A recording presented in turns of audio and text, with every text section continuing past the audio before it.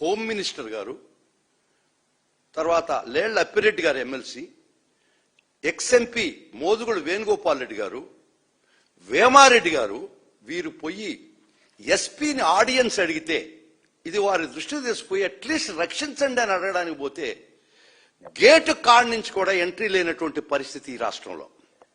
ఒక ఎస్పీ స్థాయి వ్యక్తి ఇంత అక్రమం జరుగుతుంటే former home minister, ex MP, present MLC, తర్వాత మా కౌన్సిల్లో ఉన్నటువంటి ప్రతిపక్ష నాయకుడు బొత్స సత్యనారాయణ గారు డీజీ కాడ నుంచి, ఇంటెలిజెన్స్ డీజీ కాడ నుంచి ప్రయత్నిస్తుంటే ఒక్కరి దగ్గర నుంచి కూడా జవాబు రాలేదంటే ఈ వ్యవస్థ ఎక్కడ తీసుకోవాలి, where we are being led to, ఎక్కడ తీసుకోవాలనుకున్నారు, ఎక్కడ తీసుకుపోయినారు, ఇంకా మీకు ఇంకెక్కడి దాకా తీసుకుపోయేట్టు మీ అభిప్రాయం మీకుంది. కాబట్టి ఆ రోజు రాంబాబు గారిని అరెస్ట్ చేసి కోర్టుకు ప్రొడ్యూస్ చేసేటప్పుడు మేము చాలా తీవ్రంగా ప్రతిఘటించాం, రిమాండ్ చేయడానికి లేదు అని. ఎందుకంటే ఒక హేట్ స్పీచ్, ఒక స్పీచ్ వల్ల ఏమన్నా అఫెన్స్ జరిగితే దాని మీద ఏమన్నా కేసు రిజిస్టర్ చేస్తే ఇమ్రాన్ ప్రతాప్ గడి అనే సుప్రీంకోర్టు జడ్జిమెంట్ ప్రకారం ప్రిలిమినరీ ఎంక్వైరీ లేకపోతే ఎఫ్ఐఆర్ కట్టడానికి లేదని సుప్రీంకోర్టు చెప్తే అయినా కూడా మేము కోర్టు వారి దృష్టికి తీసుకుపోతే దురదృష్టవశాత్తు కోర్టు వారు మా వాదనల పరిగణలోకి తీసుకోకుండా రిమాండ్ చేయడం జరిగింది. చేసిన తర్వాత అసలు గేమ్ అక్కడి నుంచి స్టార్ట్ చేశారు ఈ ప్రభుత్వం, చంద్రబాబు నాయుడు. అక్కడి నుంచి రాష్ట్ర పెద్దలు గేమ్ అక్కడి నుంచి స్టార్ట్ చేశారు. కరెక్ట్గా 1వ తేదీ నుంచి 2వ తేదీ దాకా 36 కేసులు అక్రాస్ ది స్టేట్, ప్రతి పోలీస్ స్టేషన్లో ఈ రాష్ట్రంలో 2 రోజుల్లో 36 కేసులు అంబటి రాంబాబు గారి మీద రిజిస్టర్ చేశారంటే వాళ్ళ రాక్షసత్వం, ఒక వర్గం మీద దాడి, ఒక వ్యక్తి మీద కక్ష, ఒక వ్యక్తి మీద పగ. 36 నెవర్ బిఫోర్ నెవర్ ఆఫ్టర్. నా జీవితకాలంలో ఇప్పుడు దాకా ఒక్క మనిషి మీద 2 రోజుల్లో 36 కేసులు రిజిస్టర్ చేశారంటే మీ రాక్షస ఆనందం ఏందని ఒక్కసారి అడుగుతున్నా.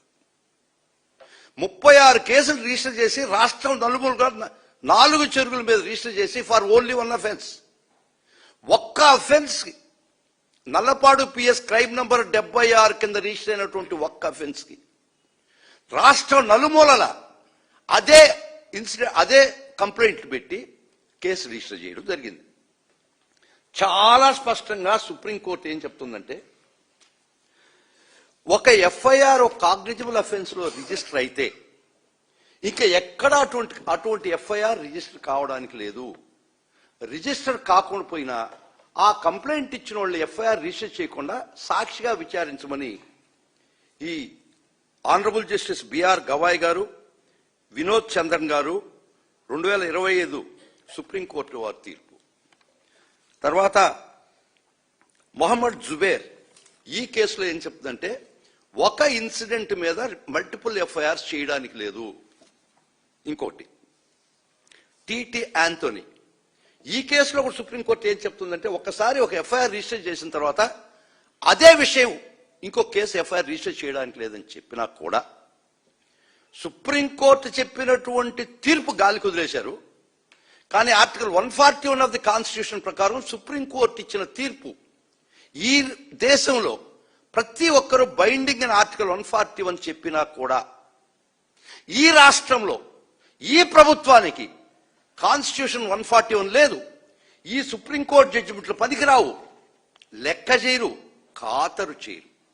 36 కేసులు మీరు రిజిస్టర్ చేశారంటే అది ఈరోజు మా ప్రతి ఒక్క మిత్రుడు లీగల్ టీంలో ప్రతి ఒక్క advocate who belongs to YSRCP legal team ఒక సైనికుడుగా సుదర్శన్ రెడ్డి గారి ఆధ్వర్యంలో పనిచేశారు.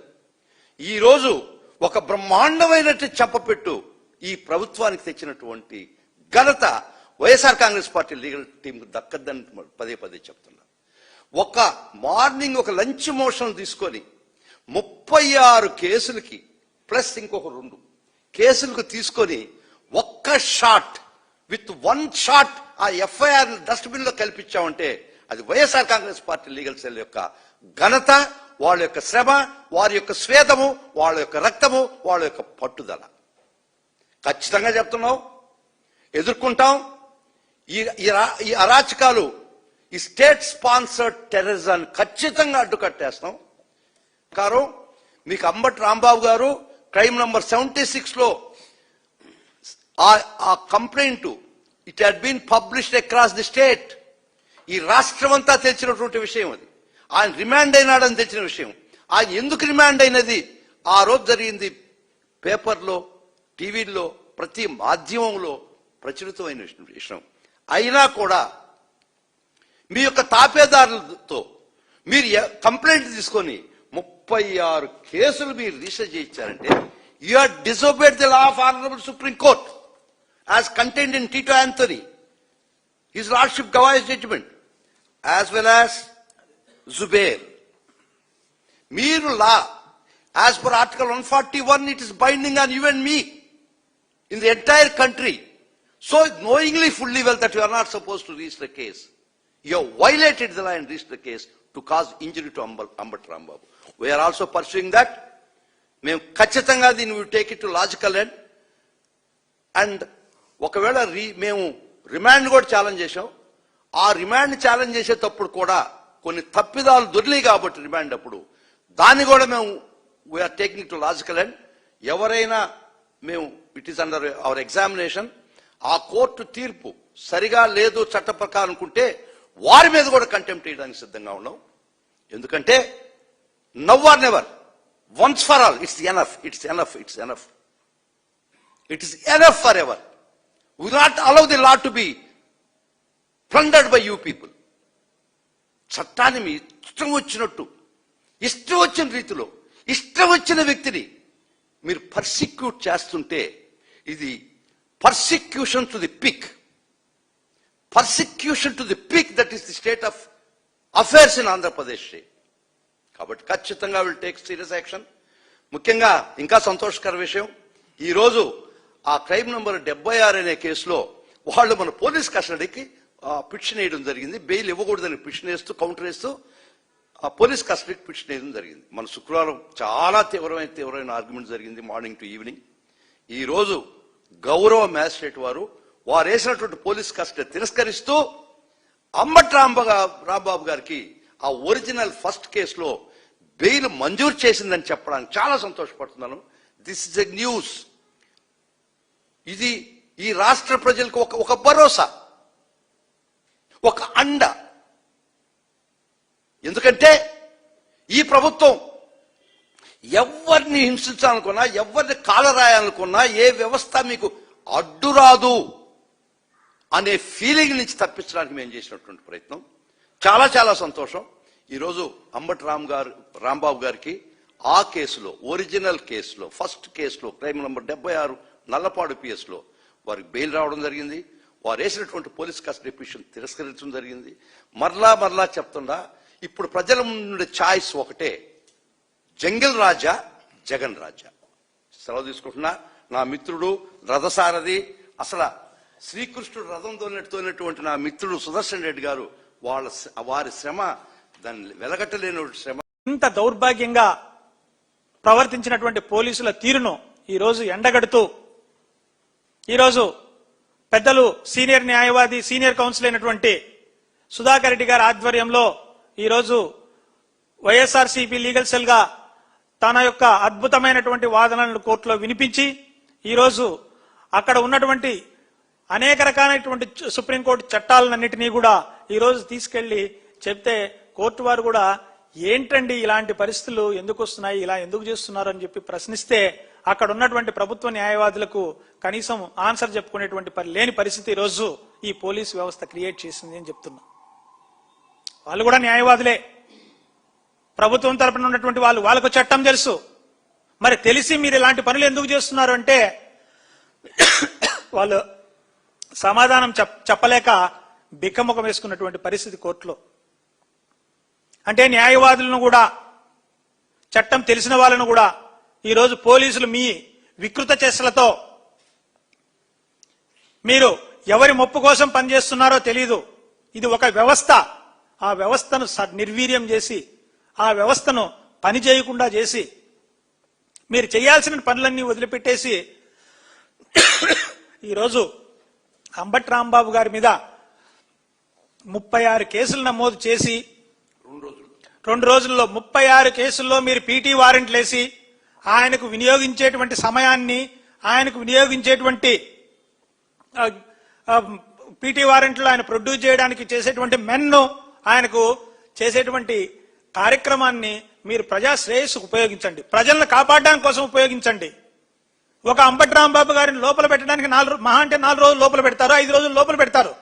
దానికోసం మీ సర్వశక్తులు వడ్డీ ఒక రాష్ట్రంలో 36 కేసులు ఒక ఇన్సిడెంట్ మీద రిజిస్టర్ అయ్యే విధంగా మీరు ఆర్గనైజ్డ్ గా పనిచేసినారంటే దీంట్లో నిజంగా ఉన్నతాధికారులైనటువంటి మీకు అందరికీ ఎవరికైనా తెలీదా?